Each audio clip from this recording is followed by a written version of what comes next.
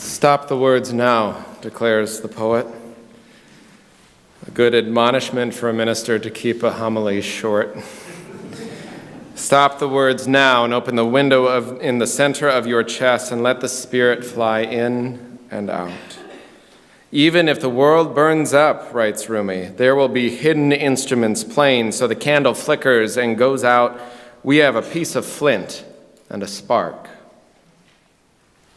We each come into this world, this beautiful, strange, broken world, like a piece of flint.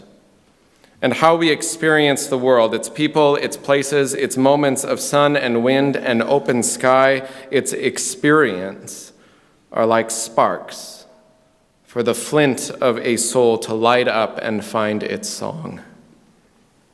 Music and song have a way of finding their way into your heart. Sometimes it's a simple earworm, a soundtrack almost to your life that you just can't get out of your head, or songs you hear on the radio, or songs you sing to your kids, or with your kids, or on the cartoons over and over again. Songs that bring back memory of past places or people, songs that are woven into your soul from your religious or cultural background or certain moments and times in your life. There are also songs of movements, songs that define generations or at least parts of it, songs that define social change or revolutions. Do you hear the people sing?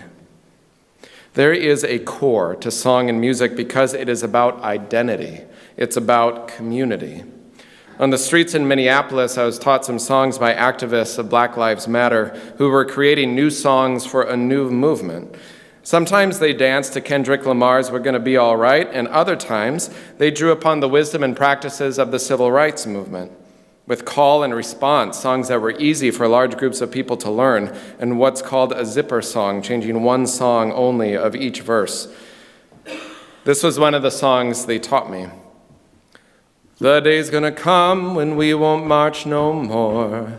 The day's gonna come when we won't march no more. But while my sister ain't equal and my brother can't breathe, hand in hand with my family, we're gonna fill these streets. It keeps going and it keeps going, just like that. Easy enough for large groups to learn as you march. And then the other part, the zipper part, not a classic zipper song, but whatever, musicians, it's okay, right?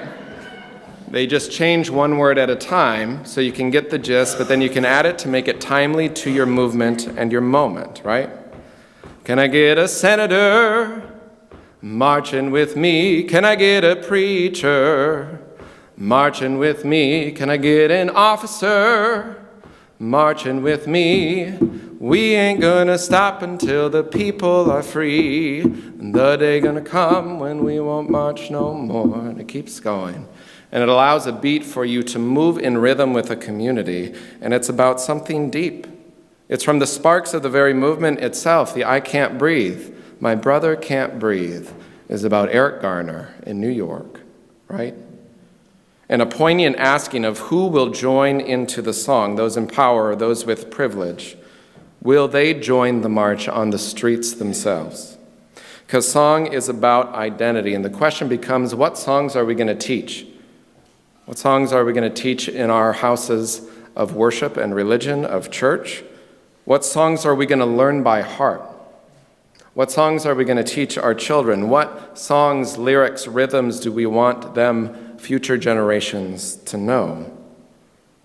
Sometimes the earth keeps some vibration going there in your heart, and that is you, writes poet Edgar Lee Masters.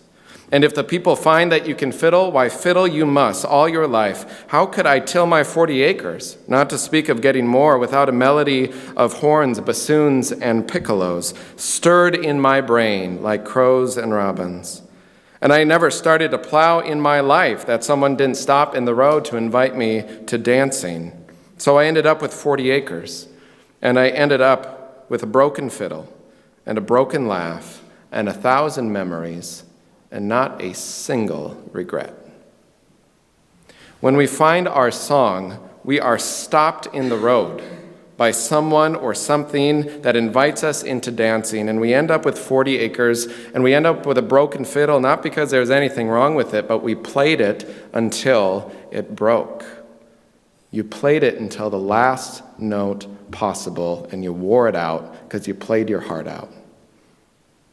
A colleague of mine once shared a story about trying to choose what songs many years ago that they would sing to their newborn baby. It was right when the hymnal, the new gray hymnal came out, and so they were going through those songs, and they were doing these patriotic songs, and part of their family was from England, so they were singing God Save the Queen, and they were doing a variety of things. But they were reminded of the power of lullabies that create a groove in the soul and in the mind of a newborn. It's something almost sacred, the songs we choose to sing to a newborn baby in our arms, or to one another, or as a church, or on streets of protest. These are anthems about identity and hope and strength. So I want you to imagine a child that you knew or know, or yourself being held by someone that was a caretaker for you. Imagine holding that child, or imagine being held and hearing these words on the earliest days of your life. When you sing, you've got to sing with the strength of a lullaby. You'll never know until you try. And when you dream, you've got to dream with the strength of a lullaby.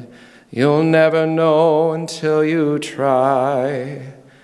Your song's inside you, let it guide you, let it be your lullaby. And then when you work, you've got to work. When you dream, you've got to dream. When you love, you've got to love.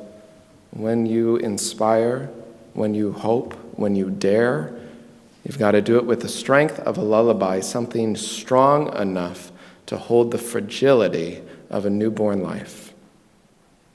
There is a song inside each of us. There is a song inside our collective communities. And even if the instrument breaks and the world burns up, it doesn't matter because we have fallen into the place where everything is music. Life is the opportunity to play our hearts out till the fiddle just breaks, until the very last note possible and the strings become worn. A broken fiddle is not the end of the song. It means that it has played enough melodies and enough songs and enough harmonies to fill the sky and the world with beauty and to fill your own soul with hope. We'll sing together hymn number 1060 out of your Teal hymnal. I invite you to rise in body or spirit.